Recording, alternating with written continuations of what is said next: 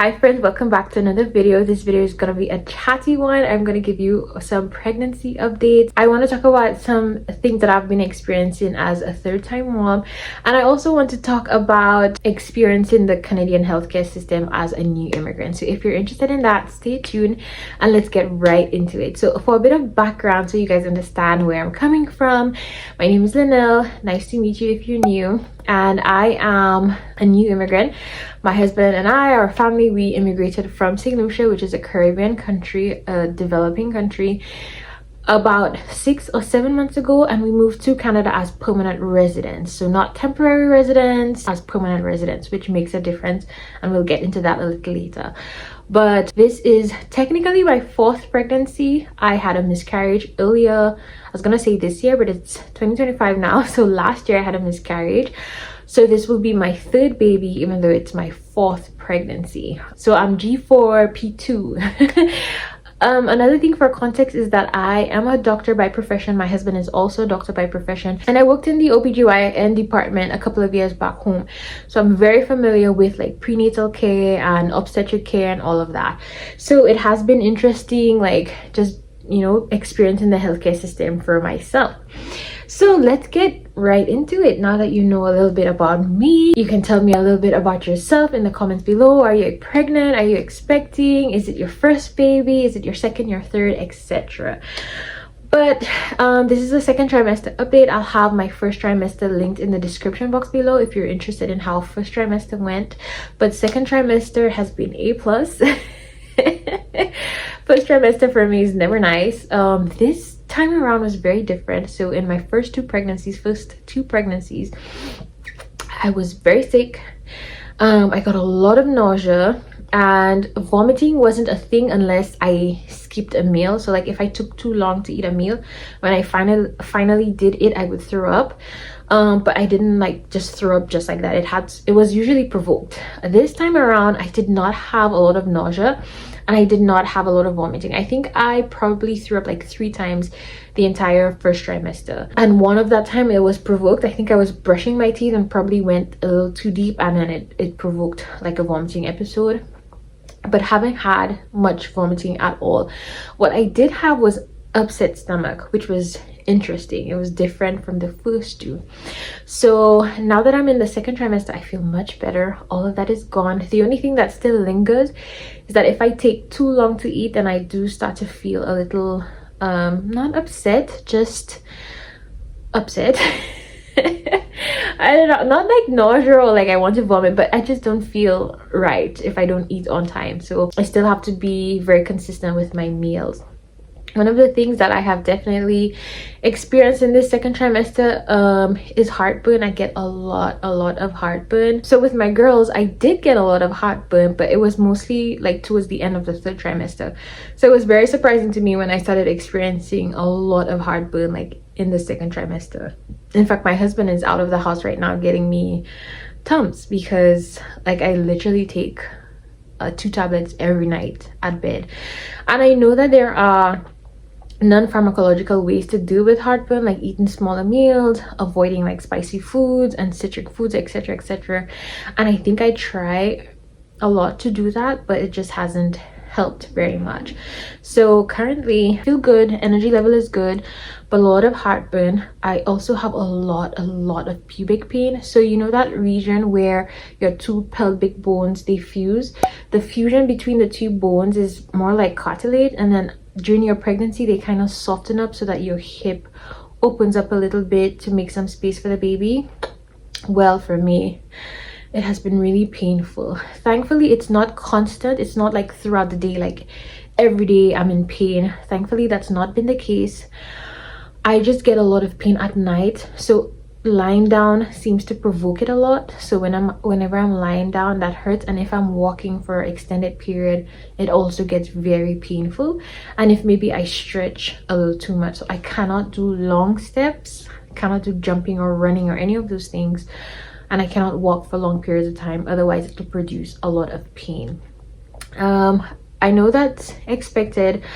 I just thought all of those things would come in the 3rd trimester, but apparently I'm experiencing it in the 2nd trimester, which is interesting. So in terms of symptoms, that is pretty much all that I have been experiencing, a lot of heartburn and the pubic pain, which comes mostly at night. But otherwise, I thank God this pregnancy has been pretty smooth. It has been the first trimester was not nice as usual, but then the second trimester has been really good. I feel pretty much like myself, and the only thing I would say is that I feel big. Like I am showing a lot faster. I feel like my tummy, I'll give you a bump update soon, but I feel like my tummy definitely looks like I'm a little further along in the pregnancy, but that is also expected because with more pregnancies you start to show a little sooner, so I guess that's expected. But I was a little bit taken aback by how like how quick the bump like came, and I've been bumping, okay.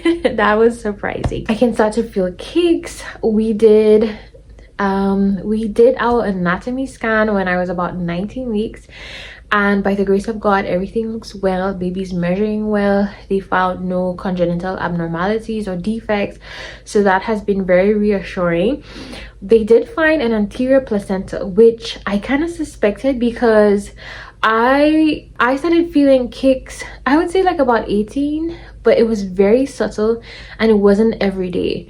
But then I really started feeling movement maybe like just a couple of weeks ago, maybe like a week or two or so, and it's not even like throughout the day. It's mainly like when I'm at night, when I'm sleeping, I'm resting, I'm not moving, then I can feel the baby move.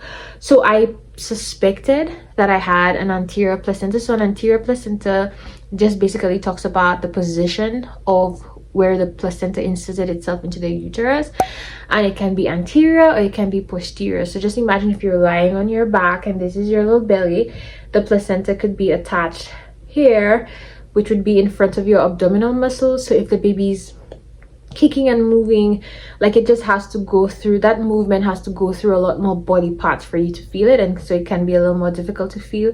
Versus if the placenta were anterior, then that means your uterus would be right up against your abdomen, your abdominal wall, and so it would be easier for you to feel your baby kick. So I feel like for a third-time mom, I did experience baby kicks a little late. But then knowing that I have an anterior placenta, that made a little more sense to me. So yeah, the anatomy scan went well. Oh, I forgot something else I wanted to mention. One of the things that I experienced with my two girls was melasma. So melasma is when you have like hyperpigmentation of certain parts of your skin during pregnancy. So a lot of people get it around their neck, some people get it on their face, some people get it on their breast. But for me, in my first two pregnancies, I got it on my belly, and my belly was like black. And I remember I was so shocked by that in my first pregnancy, because I was like, you know, like when you see people do like their maternity shoots and they have these outfits where the belly is exposed, and I would see those photos and everybody had like a nice belly, but mine had like lots of black patches on there, and I was very much taken aback. And I had that for both of the pregnancies. It goes away, it's not like permanent or anything, but they did get like, I got a lot of it on my stomach. But so far, I mean, I can't remember exactly when those black patches started showing up in the first two pregnancies. I don't remember. I probably have to go through like photos to see, but so far my stomach looks normal. I don't have any melasma on my stomach at all. So that has been very interesting, and I feel like every time I look at my stomach and I'm just patiently like awaiting like when are the black patches gonna come.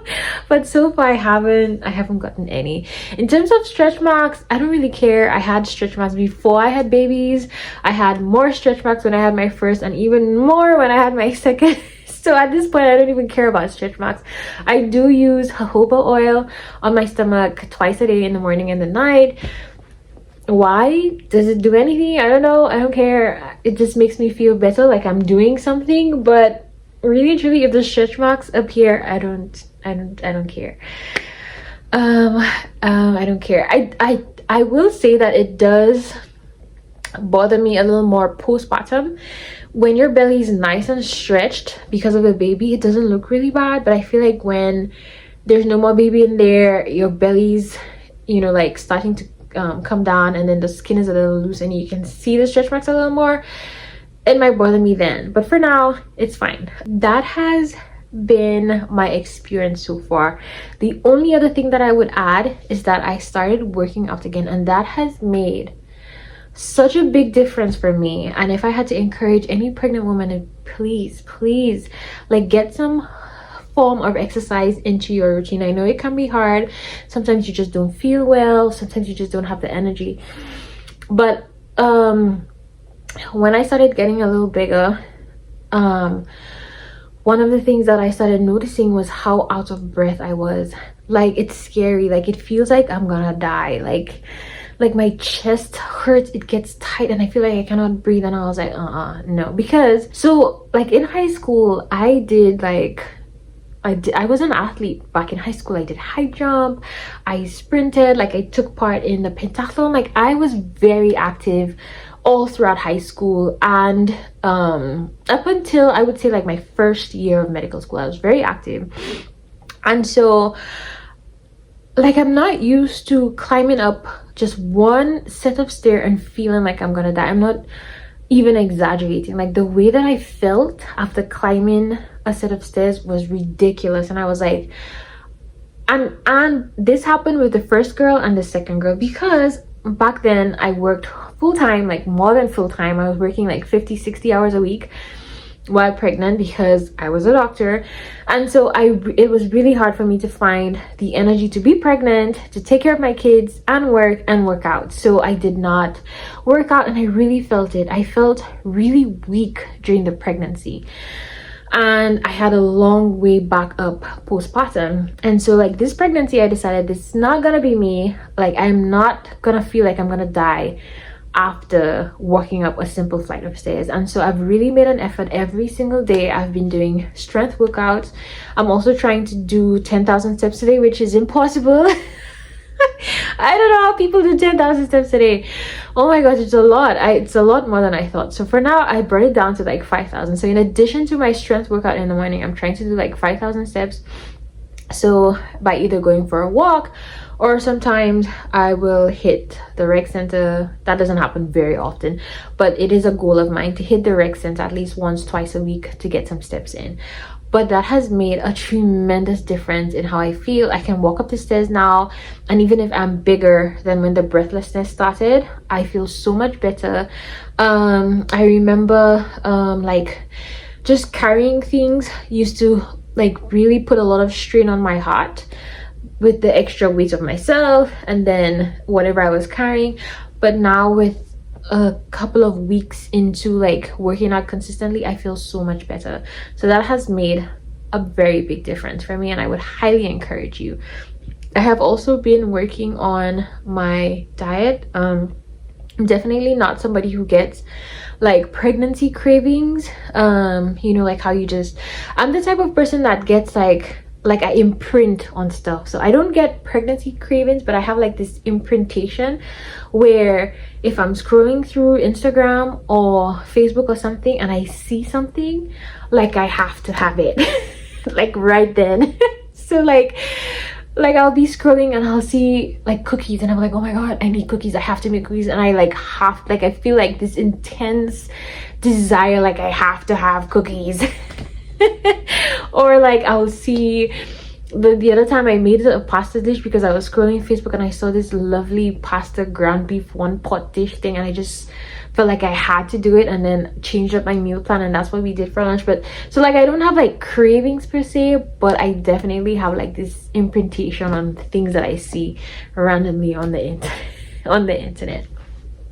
But yeah, so that's that with respect to like how I feel and everything. Now let's get into the Canadian healthcare system and what my experience has been like so far. So when I got a positive pregnancy test, the first thing I did was contacted my family physician. We have one, even though we knew, we did not have any issues at all getting a family physician. I know a lot of people complain that it's really hard. For us, we didn't have a lot of difficulty. To be fair, we were not picky. I know that a lot of people, like, they don't want a male doctor, or they don't want a female doctor, or they don't want an African doctor, they don't want this, they don't want that. That doesn't bother us because we're both doctors and we feel like we can defend our own. So we just wanted to get somebody. So, and the person that we have, like, we don't have any worries or concerns or anything like that. We haven't seen any red flags. Anyways, I had a family doctor. Wow. I had a family doctor, so as soon as I got my pregnancy test, not as soon as, I know that generally they typically wait for like 7 weeks or so to do like an ultrasound. So I was trying to like I was concerned that it would take me a while to get an ultrasound appointment because of everything that I had heard. So I booked an appointment with him when I was probably about 5 weeks or so, thinking that it would probably take me about 2 weeks or so to get an ultrasound appointment. But I literally got an ultrasound like the same day or the next day that I saw him. And so my ultrasound was done like around 5 or 6 weeks, I think it was 6 weeks. And so I had to repeat it like a week or two later. And then my family physician, said that he does not do prenatal case, so he referred me to another family doctor who does strictly women's health. And I saw her maybe twice, and then she referred me to an OBGYN because apparently she sees women throughout their pregnancy, but she doesn't actually deliver them. And she wanted to get me on the OBGYN's list right away, so she referred me to an OBGYN. And so I saw an OBGYN. So far I've seen 3 personnel, but then I wanted to be seen by a midwife. Why?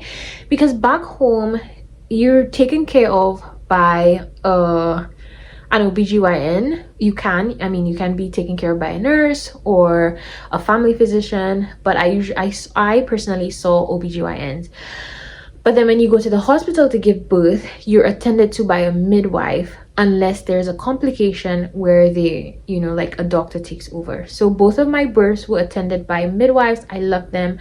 I love the experience. I think midwives are very knowledgeable, and I also feel like they tend to do maneuvers a lot less. So both of my girls were natural vaginal deliveries, no epidurals, not because I was so brave, but simply because my developing country does not offer it.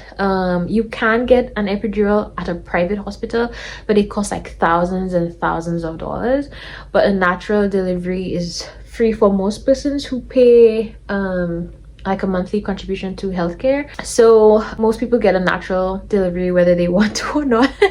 It's not really like an option for us back home. But I was delivered by, all that to say, I was delivered by midwives, and I enjoyed the experience. It was great. And I have the impression, I could be wrong, but I personally have the impression that in first world countries, Canada, the US, they tend to be a lot more prone to doing interventions like C-sections and assisted births with instruments and stuff like that. And while I know that these things are fine, and while if that's what's necessary to get my baby out safe, I have no problems with it, but I would just prefer to have a natural unmedicated birth as long as it is within the realm of safety for me and my baby. So I wanted a birth by a midwife.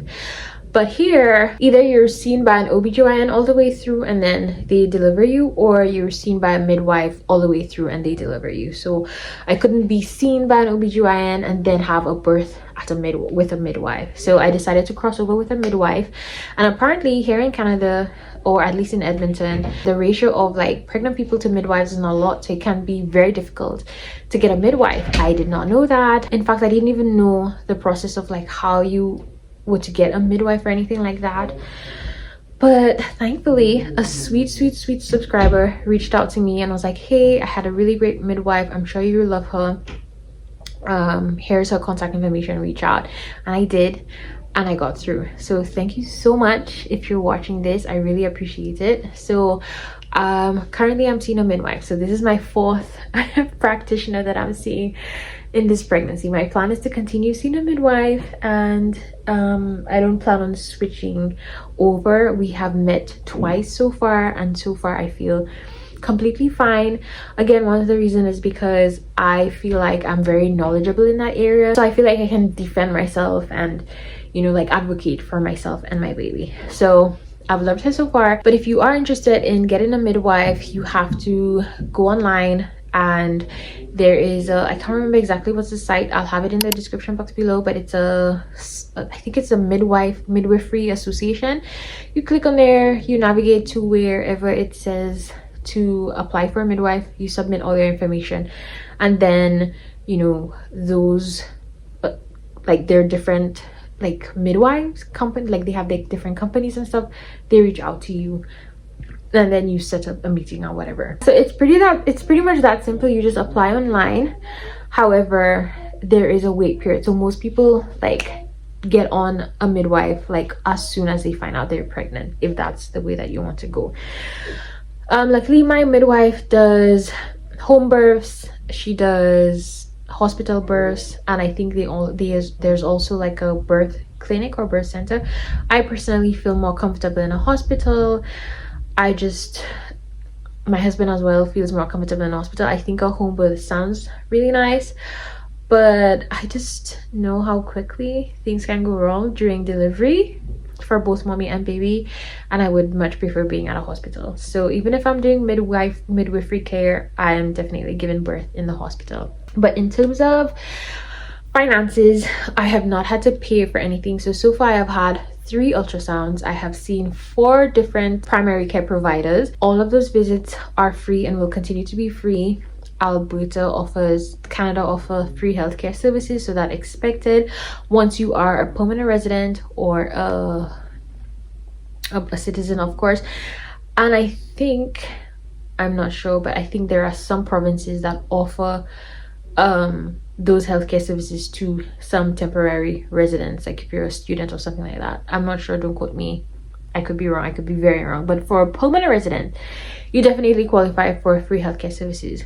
What is not free? So what is free? You get to see the doctor for free, you get to do your procedures for free. So I've done 3 ultrasounds. I've also done a lot of lab work. There was something I needed to talk about in terms of lab work, we'll get to that soon, but I did lab work, I've done ultrasounds, all of that has been free. The only thing that I had to pay for so far is like I told you guys, I take Tums, so that's medication, it's over the counter, I pay for it for myself.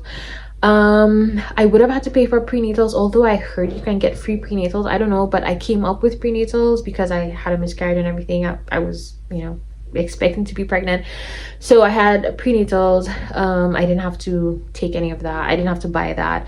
Then I also needed iron supplements because my iron is a little bit low, so I had to pay for that as well. And then in my first trimester I did take medication to help me feel better with the upset stomach, nausea, vomiting, whatever. I had to pay for that as well. So far I've only had to pay for medications, but the doctor visits and the procedures are free.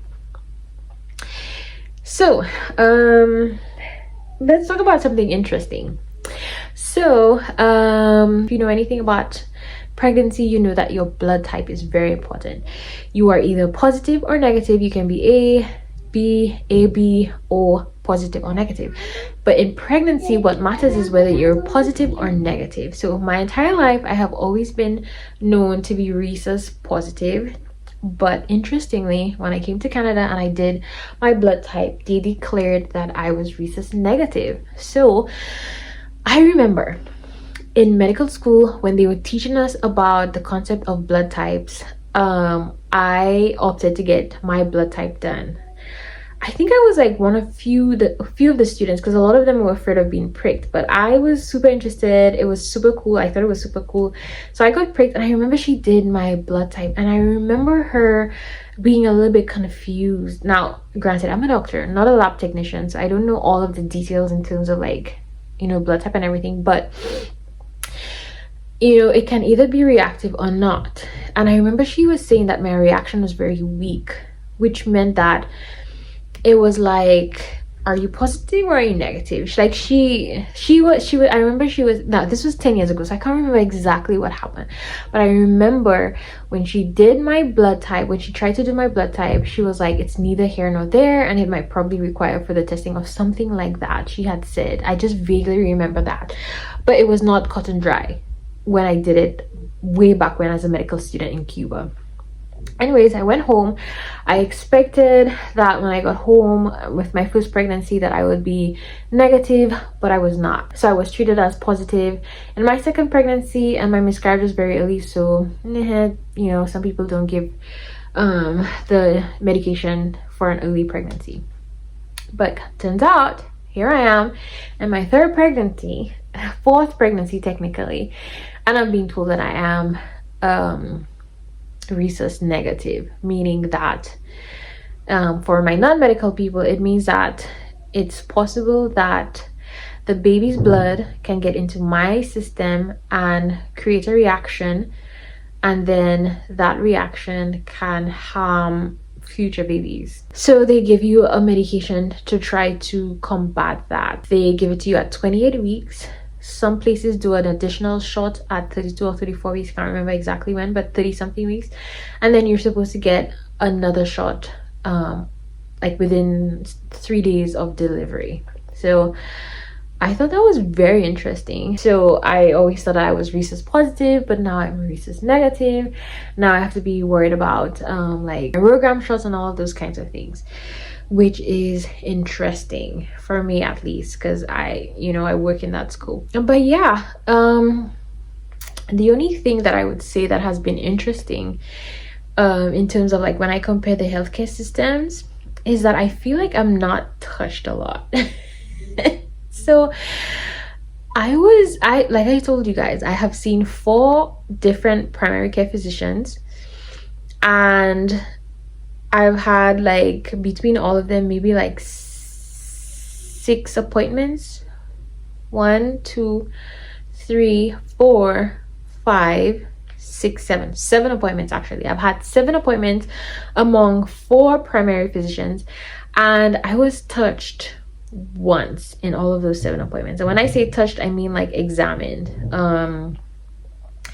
Like nobody touched my belly, nobody listened to my heart, my lungs, like I just was not touched. And I just thought that was so interesting, because back home, at least the way that I am used to practicing medicine, I mean, yes, if you're an OBGYN, like you don't specialize in the heart or anything, but most of the time, like the first time you see a patient, like you just want to get a profile. So you want to listen to the heart, see if you hear anything that's abnormal. You want to listen to the lungs, to hear if there's anything abnormal. So you just have like a profile of the person, and okay, I'm seeing this patient, I'm focusing on her pregnancy, but I know her heart sounds good, her lungs sound good, her tummy feels good, there's no masses or anything like that.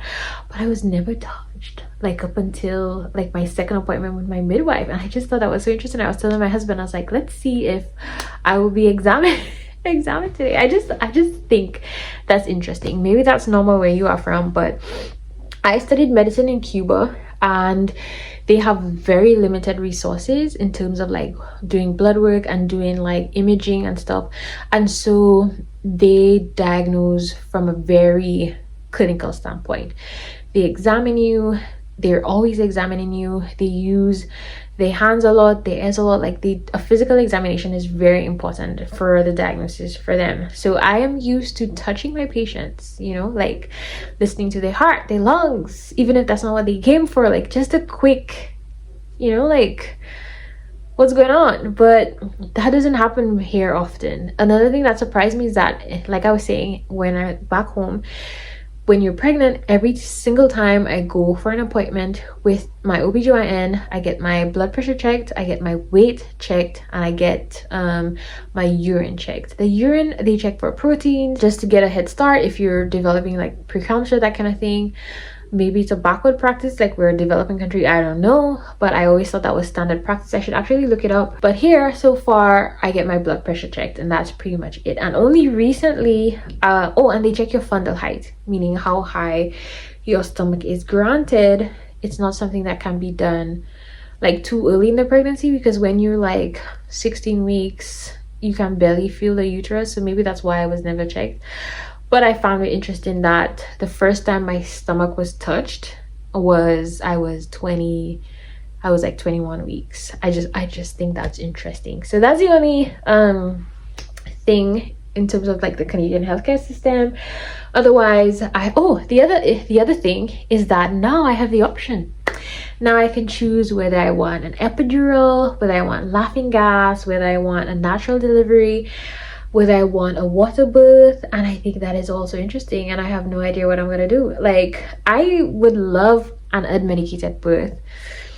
I am not against an epidural, but I would prefer not having one. But it's interesting that now I have the choice, because before I did not. So it's definitely something that I want to read on and pray about and make a decision on, because it's an option now, whereas before it wasn't. But that's interesting. But so far, medical system is pretty much the same. I haven't seen anything that much different. No complaints really. Everything has been smooth so far. Everybody has been very warm and they answer your questions. I feel like I have been seen very well. I don't feel rushed throughout the appointment or anything. I have absolutely no complaints. So if you guys are still here watching this video, thank you for joining me. If you have any like thoughts or comments, don't forget to leave them below. If you are interested in knowing what gender we're having, we don't know, and it's gonna be a surprise. I've mentioned that a few times, but if this is your first video, we don't know what sex we're having. It's gonna be a surprise at birth. Very interesting. First time we're doing this, but we figured, like, you know, why not? But anyways, thank you guys so much for watching. If you like this video, hit the like button. If you're not subscribed, please hit the subscribe button, and I'll see you in the next one. Bye guys.